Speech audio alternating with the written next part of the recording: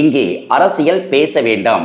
இப்படி ஒரு வாசகம் ஒரு காலத்துல தேநீர் கடைகள் எல்லாம் தொங்கிட்டு இருந்தது.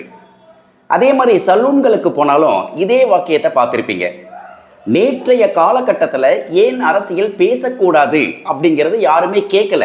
நேற்றைய காலத்துல அரசியல் பற்றிய தெளிவான புரிதல் மக்களுக்கு இருந்திருக்கு. இருந்தாலும் கூட அரசியல் பேசக்கூடாது அப்படிங்கிற ஒரு கட்டாய நிலைப்பாட்டை இந்த இடங்கள்ல முன்னெடுத்தது.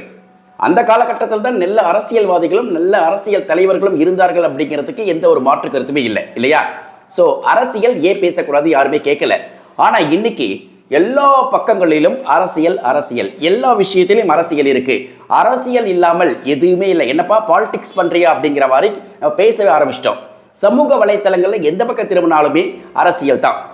இப்ப சமீபத்தில் எனக்கு ஒரு நண்பர் தொலைபேசி வழியாக அழைத்து, உங்களுக்கு அரசியல் நிகழ்ச்சி ஒன்று பண்ணலாம், நீங்க அந்த நிகழ்ச்சியை நெறியாளராக இருந்து தயாரிப்பாளராக இருந்து செயல்படுத்த முடியுமா அப்படின்னு கேட்டாங்க.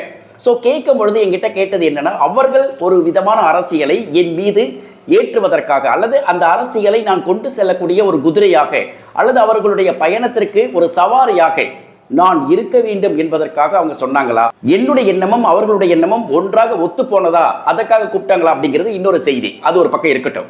இன்னைக்கு கல்லூரிகளில் பார்த்தீங்கன்னா பொலிட்டிக்கல் சயின்ஸ் அப்படிங்கிற ஒரு பாடமே இருக்கு. அப்ப பிள்ளைகளுக்கு அறிவியல் தெரிந்து கொள்வது போல அரசியலையும் தெரிந்து கொள்ள வேண்டும் அப்படிங்கிற ஒரு மிக முக்கியமான கட்டாயத்தில் நம்ம இருக்கிறோம்.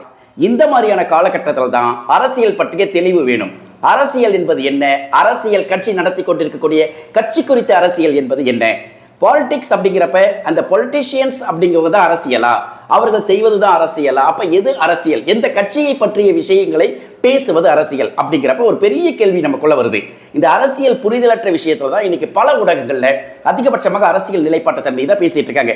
இப்ப கரண்ட் ட்ரெண்டிங்ல பாத்தீங்கன்னா வேடன் அப்படிங்கிற ஒரு தோழன் தன்னுடைய கலக குரலின் வழியாக உலகம் தழுவிய நாடுகள்ல எல்லாரையும் கவனத்தை ஈர்க்க வைத்திருக்கிறான். அவனுடைய பாட்டு ஒரு சாதாரண ஒரு பாட்டு என்னடா செய்யும் அப்படின்னா, அசைக்கும், உங்களை உசுப்பும், அதே மாதிரி உங்களுடைய எல்லா விதமான நாடி நரம்புகளையும் என் உணர்வுகளை கொண்டு வந்து குவிக்கும். அது மூலம் நீங்க எழுதி நின்று எதிர்கேள்வி கேட்பீங்க அப்படிங்கிற வரை ஒரு வினையாற்றி கொண்டிருக்கிறது அவனுடைய பாடல்கள்.